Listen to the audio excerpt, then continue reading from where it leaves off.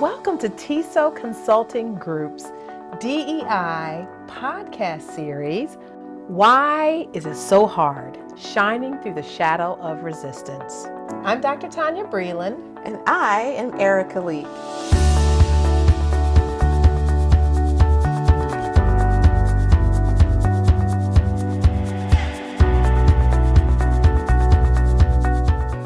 Welcome back. Welcome back, everybody. I'm Erika. And I'm Dr. Tonya Breland, and welcome to our podcast, Why Is It So Hard? Shining Through the Shadows of Resistance. And in this podcast, we discuss issues that prevent us from being socially just and free.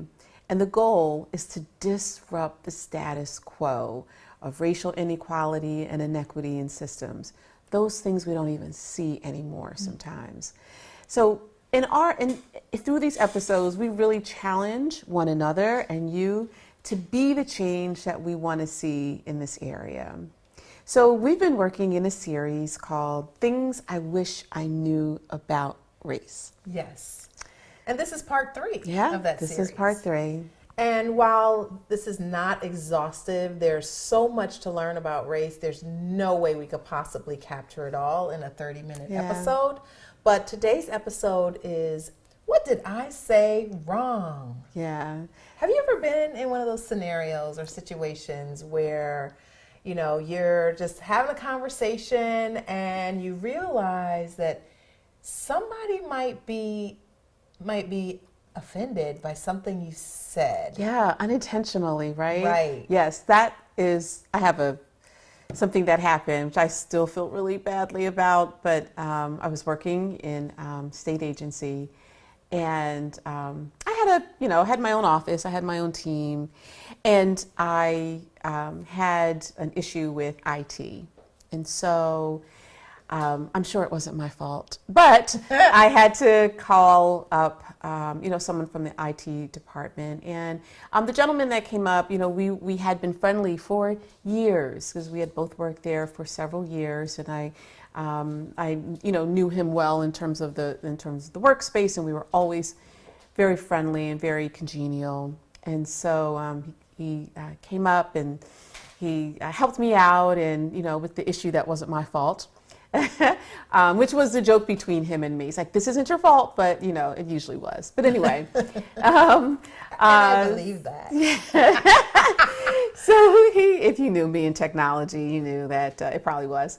But he came up and he helped me, and this gentleman was he was from India. Mm-hmm. And so he helped me, and so in an attempt to compliment him, I said, thank you so much. You are the guru of technology.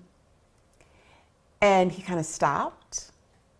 And I will say in that moment, the friendly dynamic between he and I changed. And it wasn't until the words had left my mouth and seeing his reaction that I realized that I blew it. And this was in the 90s. And in that space, I didn't do the work that I do now. I didn't understand, just really what it meant to not even retract your words, but just to apologize. And there really wasn't that space, and there really wasn't even that practice at that time. Mm-hmm. Mm-hmm. And so I will say that the working relationship that we had changed. After that, it wasn't quite as friendly, and I didn't know how to mend that. I didn't know what to do to fix it. I'd spoken after that with a couple of people, and they said, yeah, that was bad. That wasn't really good. It is a term, the term guru, we use it a lot to indicate someone who's an expert or someone who's really good, or maybe even has a following, but that in that space for people who, follow that religious practice, that wasn't cool. Mm-hmm. They don't really like it, and it's offensive. And so I since then, I don't use that term. I know, but it's one of those terms that's in the American lexicon, right? We use it pretty freely, but it's offensive. Right. And so because of that, in a previous podcast, we said that our the elders in our family would say, when you know better, you do better. Right. So I knew better. And I did better. I don't use that anymore, but that was definitely an example of like, what did I say wrong? And then I realized it immediately. Right. Yeah. I can recall a time that you and I were doing a training, and it was maybe multiple days. Yeah. And it was the second day that a person came up to us and said, I was debating on whether I should share this, but I think I should share this with you, but yesterday when we were doing that activity and you said, everybody line up against the wall, and I'm someone who is Jewish, and that harkened back to the time of the Holocaust. And so it was like, oh my gosh, we didn't know. Right. Like we didn't know. And she was like, offended, but she felt safe enough to come to us and tell us, that was something that was offensive. I said, thank you. Yes. Thank you for shedding light, because we do this work, but we confess, we don't know everything. That's right. The week before last, maybe a couple weeks ago, not that long ago, recently, I was talking about, I was in a meeting for someone's doctoral proposal defense, and I'm a part of that committee. And I said something about, we were talking about a framework or a lens through which we see things. And one of the members of the committee pointed out to me that, even words like lens can be insensitive, and, to be careful even how I, use that term, is someone who may have, visual impairments may find that term is offensive. Now, I know that that's not a part of the whole racial piece, but when we think about like the things that we might say, sometimes we don't always realize how it may, impact a group of people. And I think that's the thing that we really have to think about. And I think even having the cultural humility, like we all do it, right? So, this is our work, right? So we kind of help people in the diversity, equity, and inclusion space, and we still, use language that may be insensitive or offensive.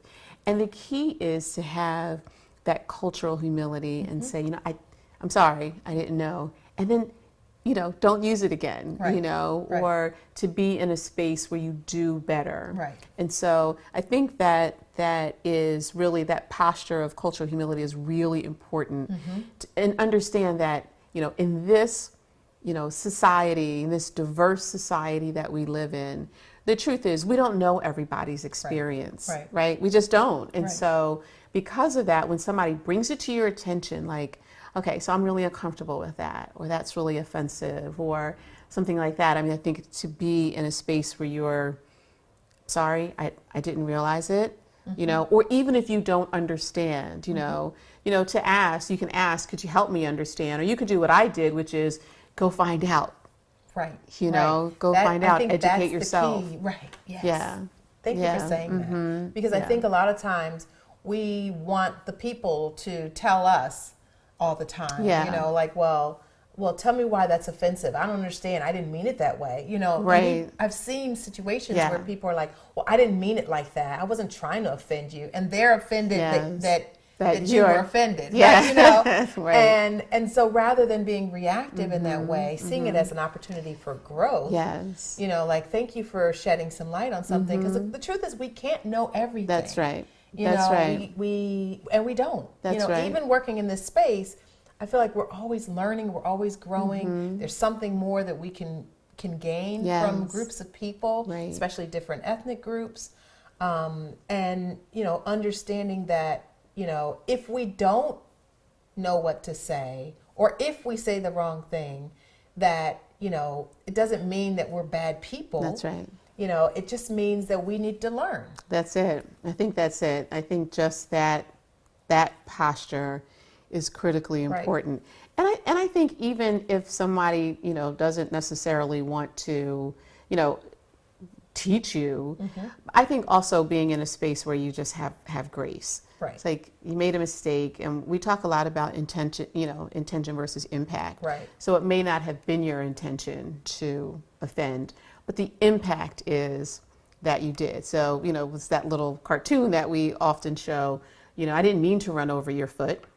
Well, that's good, but you did, and now it's broke. Right. Exactly. And so now what? Right. And so I think to kind of understand that, no, your intention may not, like my intention in the guru comment was really to give him a compliment. That was my intention, right? I did not mean to hurt his feelings, but I did. And so, and that was the reality, Right. And so I think to sort of move forward from there, understanding the impact that language has, I think is really, really crucial. I think that's really important as well. When we think about, groups of people, sadly, we live in a society where there are a lot of negative stereotypes associated with groups of people. And those negative stereotypes, sometimes people know what those stereotypes are, sometimes they don't. Right. And so they may make comments or make statements or whatever that perpetuate a stereotype, and they may not have realized it unless they were saying it intentionally to harm someone else. And so we have to be really careful and understand, why some stereotypes are just not acceptable. That's right. That's right. I think that's so key. And I think very often about like, so what's the litmus, right? So if I'm about to say something, what's the litmus? What might be the standard? And I kind of wrestle with that. And I'm not really sure yet. But I think one of the things that I might say to myself is like, would I say this to someone else of another, in another group? Like, so if I'm about to say something, like, would I say this? Would this be okay in another context? But I think that continual reflection, like, is this okay in this space, I think is really important. And if it isn't, again, being in a space where you apologize and then, and mean it, mean the apology, right? And then, not do it anymore. But it's so what would you say is, and I'm asking this because I was watching an interview. I don't know if you saw this. It's an interview with Toni Morrison. Okay. And she's being interviewed by a white female reporter, and the reporter asks Toni Morrison, who's an African American, was an African American prize-winning novelist. She says the white reporter asks her, would you ever, why don't you write about white characters? Would you ever consider writing more about, white characters? And Toni Morrison's response was, in her gracious way, that's racist, because you would never ask a white novelist, why don't you write about more black people, right? And so, she kind of broke down, sort of like the dominant, this expectation around it's like these dominant narratives and everything like that, which I think the reporter, to her credit, got it, right? So then in that space, the question is, would I ask this of a white novelist, right? And so I wonder about, how do we check ourselves? What's a good strategy to, kind of check ourselves when we're talking to somebody, is the litmus, and I don't know if you have an answer, but is the litmus, would I ask this of someone else, I mean, as a kid, we used to be told, think before you speak, it's a really simple thing, but don't be so quick to say something in, different settings. Stop and think before you speak. So if I'm stopping and thinking, I'm going to think about and consider my audience, so who's here in front of me? If I say this, you know, like, am I going to be putting my foot in my mouth, you know, or am I going to say, or will I say something that's going to be socially acceptable, but not just socially acceptable, but appropriate. Yeah. You know, because sometimes you could be in a circle where it is appropriate to say something that's inappropriate, if you will. And so the idea here is, how do we say things that are culturally sensitive and, you know, embracing of all groups and all cultures. And that, I think, takes you having to stop and think. Yes. You know, and sometimes stopping and asking questions. You know, is this offensive if I say? Because sometimes people just don't know what to say. That's true. And they don't know. That's true. You know? That's true. That's true. We hear, like, assumptions being made about different groups of people. You know, it's not uncommon to hear statements about, you know, like I worked with a woman who was a supervisor, and her father was Filipino. He's deceased, and her mother was a white woman, and she was sharing how, you know, when people would talk about Asian Americans in school in particular, they often would talk about the stereotype around high achieving, hardworking, successful, you know. And she said her father happened to have been in the military, but you know, many people in her family or in her culture, she was saying, have not always enjoyed being the model citizen, if you will, which I don't like, you know, but it's you know, as being seen that way. Yeah. And she also talked about those individuals from different Asian cultures who have come from poverty, you know, great poverty, and come to this country looking for opportunity, and are not given the same respect, if you will. And so what I think happens a lot of times is, and we have to be so careful with how we view people. First of all, you know, no one wants to be singled out in any kind of way. That's right. That's right. That's right.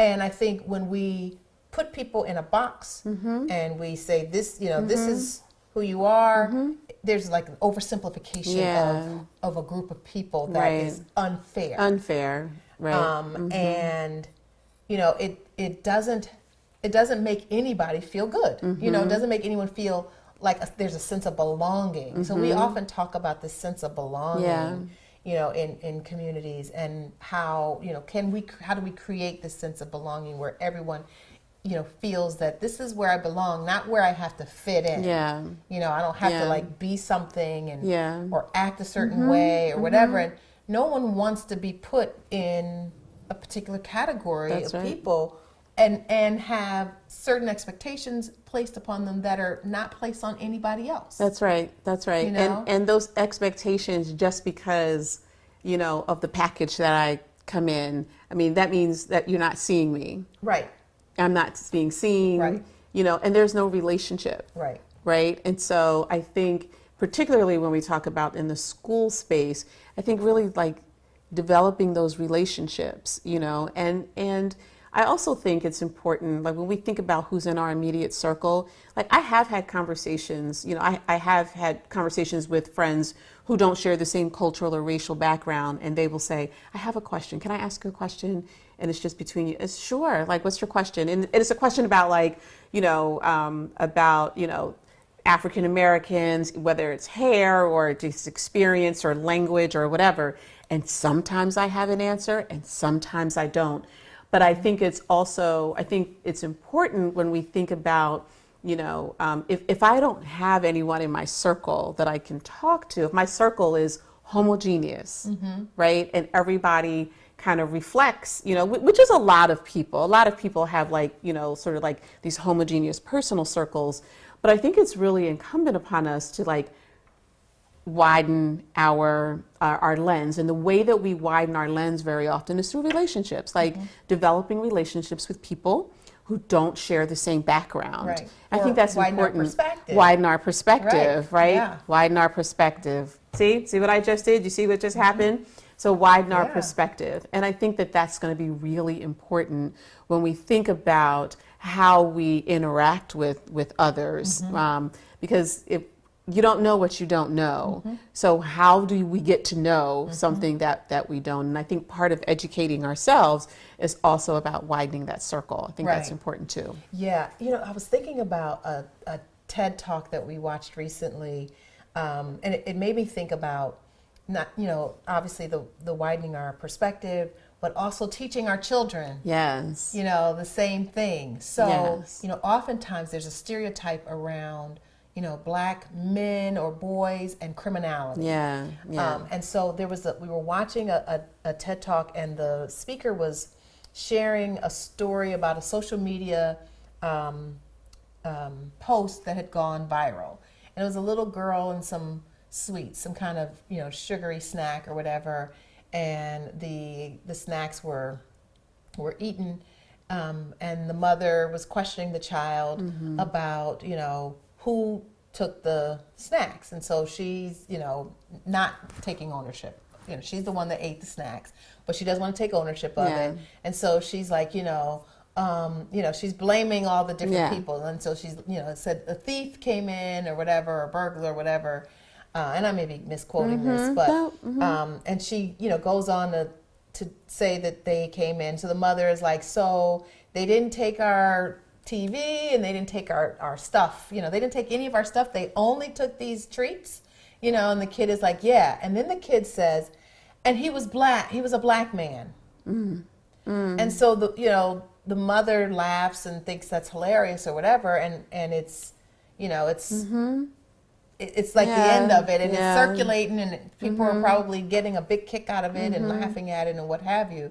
And that was a moment, first of all, it should not have been recorded. Right. It should have, at that point, once the child said, and he was a black man, camera off, now we need to have a conversation. We need to talk. That's right. We need to talk, because this child has now, Yes. you know, developed a stereotype. That's right. About, you know, so if she's, you know, this child thinks that if I say it's a black man, then I'm going to be believed, and there's not going to be any pressure, because that's what black men do. That's right. Yeah. You know, and so this was a teachable moment for the child. That was lost. That was lost.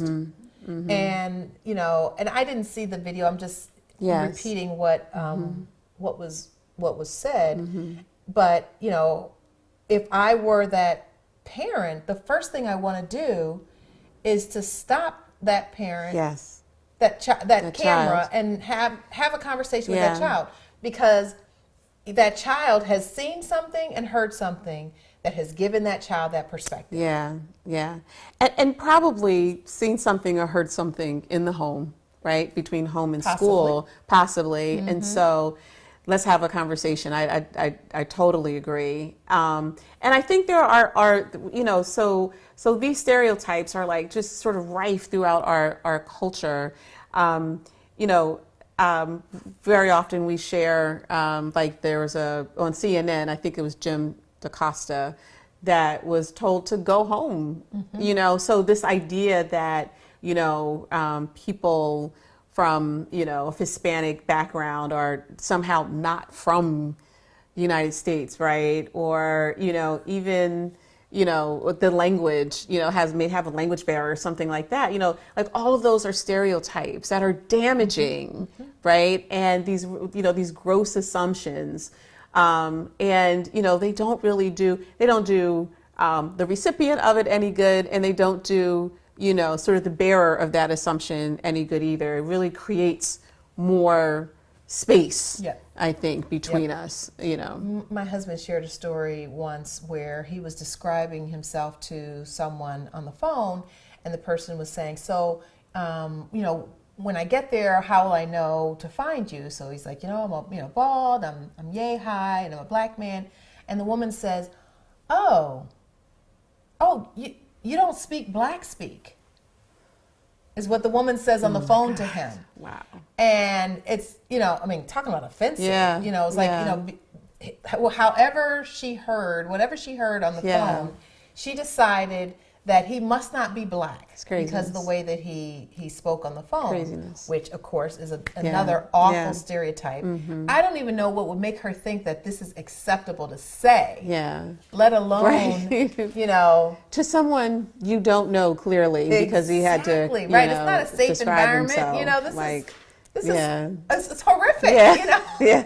But we hear that, you know, we hear statements like that. You hear that with, I've seen this with people, like, where are you from? You know, they'll ask someone who may be of, you know, a different race or ethnic group, and they'll say, where are you from?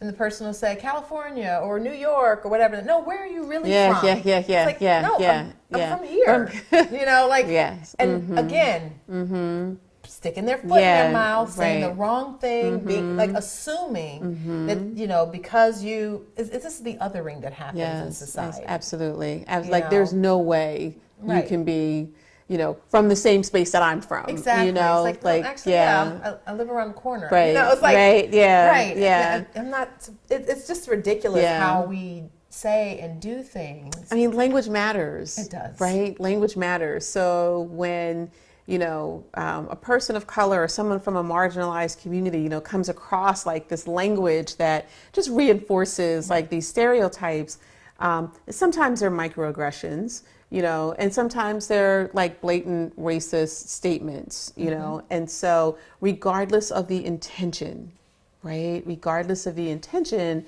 you know, they still hurt, you know, they still make a negative impact on the person who is the recipient Right. of that. And Right. again, it is our responsibility to continue to educate ourselves and do better. Right. Yeah. Right. Yeah. And Yeah. and part of that education entails learning more about groups of people. That's right. You know, That's right. really immersing yourself in other cultures. We live in such a diverse Yeah. world. Yes. And such a diverse state, even. You know, when we think about the state that we live in, New Jersey is extremely diverse with people from all over the world. Yeah. And it's a beautiful Yes. landscape when you Yes. think about it. But if you're constantly, you know, as a person of color, constantly feeling you have to like defend yourself Yes. or explain yourself, Yeah. then people in society are not doing a good job. That's right. You know, That's we're right. not doing a good job here, like, you know, creating community.